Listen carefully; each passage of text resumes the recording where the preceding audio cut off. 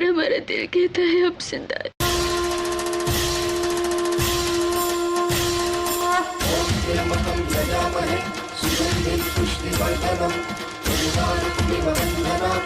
क्यों ऐसा हमें लगता है जैसे हम यहीं कहीं हैं।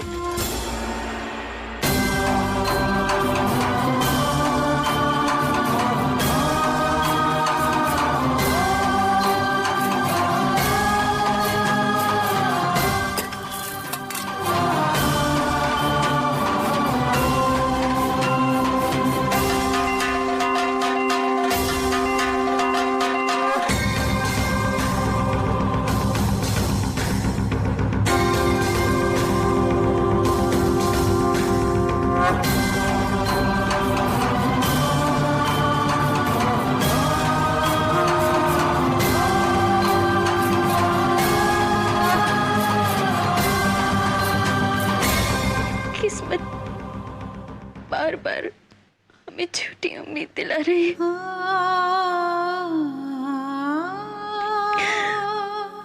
करण,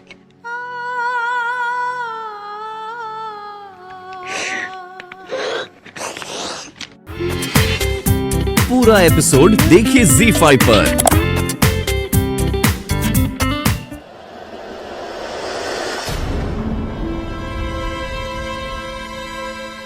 अब मैं करिश्मा से सारी सच्चाई जानकर ही रहूंगी।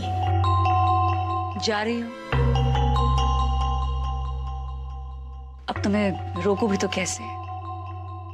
जिससे तुमने प्यार किया, इतना विश्वास किया, उसे तुम्हारी जरा सी भी परवाह नहीं है। आज जाके समझी मैं उसे। मतलबी है साला, मतलबी। हर बात पे मैंने उसका साथ दिया और उसने कभी उसकी इतनी सी भी कीमत नहीं की। और जब से वो आभा मिली है तब से तो एकदम बदल गया है। करिश्मा, आभा सिद्धार्थ को कब मिली और कहां? ये तो मैं भी नहीं जानती। जब भी कहा उसने पूरी बात बताई, मुझे सिर्फ ये बताया कि आभा करण को मुंबई में ढूंढ रही थी और सिड को शूट करते देख उसे ही करण समझ बैठी। अच्छा, ये जो तुम कह रही हो ये कब की बात है? तुम्हारे यहाँ आने से पहले की? और सिद्धार्थ यहाँ पर करण बन के कब से रह रहा है? वो मुझे नहीं पता। करिश्मा, तुम्हें नहीं पता तो और किसको पता है? मेरे को पता है।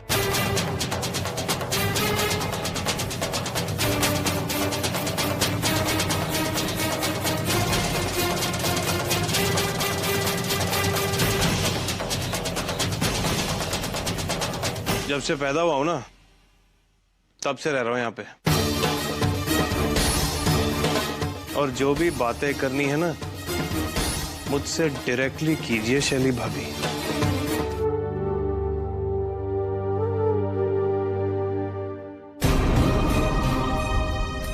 नहीं, मैं मानती हूँ बहुत बुरा हुआ, मगर मरने वाले के साथ मरा भी तो नहीं जा सकता ना।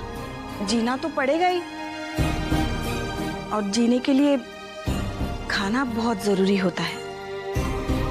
कितने दिन तक शोक मनाएंगे हम?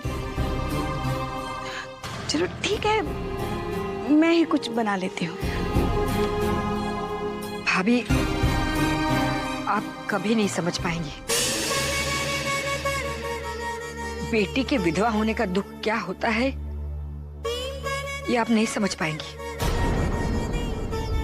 माता पिता अपने पर आया हुआ संकट झेल सकते हैं, लेकिन औलाद का दुख कभी नहीं झेल सकते। इस बात को आप कभी नहीं समझ पाएंगी।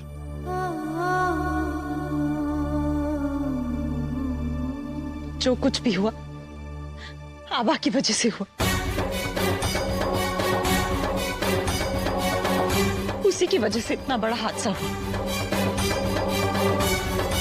हमेशा अपने आप को सबसे समझदार दिखाने की वजह से मेरे भैया की जान चली गई। ये तुम क्या कह रही हो कनिका? जो सच है वही कह रही हूँ। क्या नाम शनाप बकी जा रही हैं आप? दुख हमें भी कम नहीं है कनिका जी। करण सिर्फ आपके भाई नहीं, हमारी आभा के पति भी थे। और आप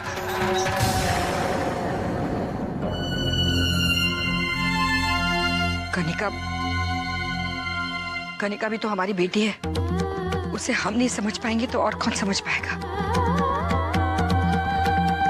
मैं आभा को कभी माफ नहीं करूंगी, कभी नहीं।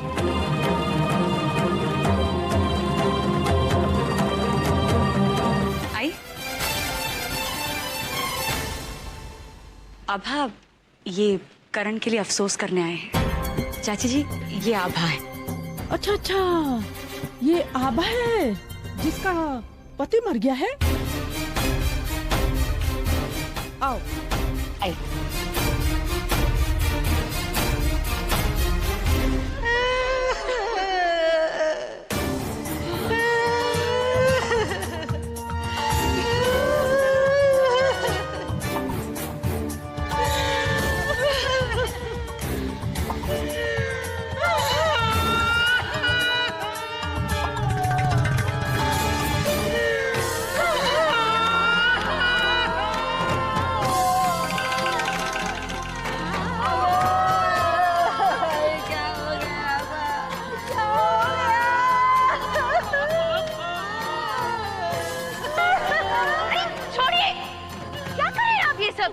आभा, ये क्या कर रही है तू?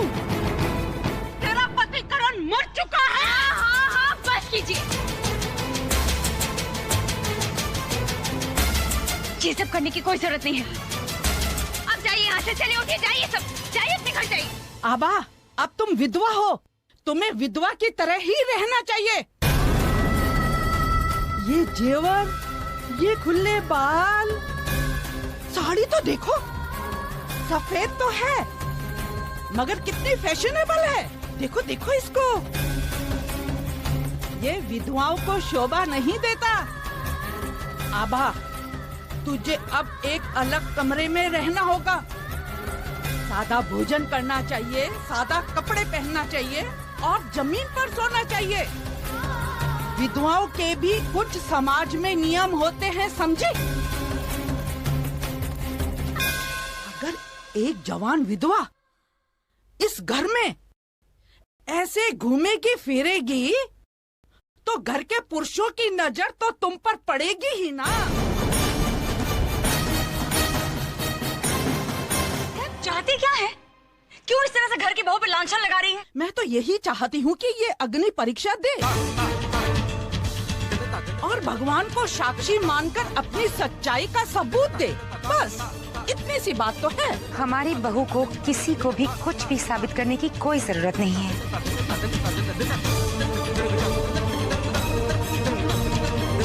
माँ, हम सब जानते हैं कि आभा गलत नहीं है, लेकिन अगर इन जैसी छोटी सोच वाले लोगों का मुंह बंद कराने का यही तरीका है तो यही सही।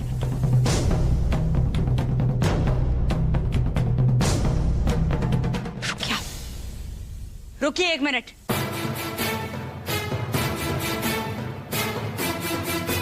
आभा, आओ। आभा चलो। आग पे हाथ रख के कसम खाओ और इन घटिया लोगों का मुंह हमेशा हमेशा के लिए बंद कर दो।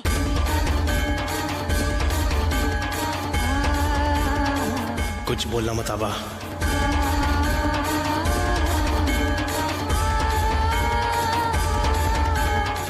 आभा, सब देख रहे हैं।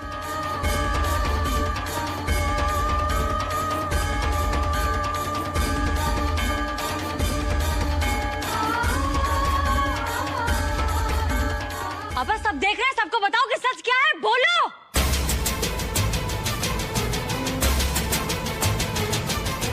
साला ये सब लोग तेरे को उकसा रहे हैं, कुछ बोलना मत बस। आभा बोलो, सब देख रहे हैं, बताओ। हाँ हाँ, हम जानते थे वो हमारे करण नहीं है।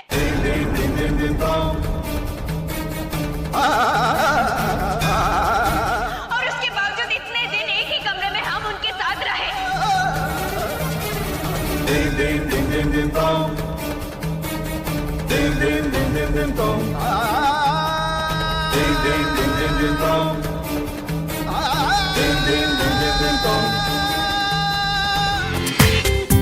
पूरा एपिसोड देखिए ZEE5 पर।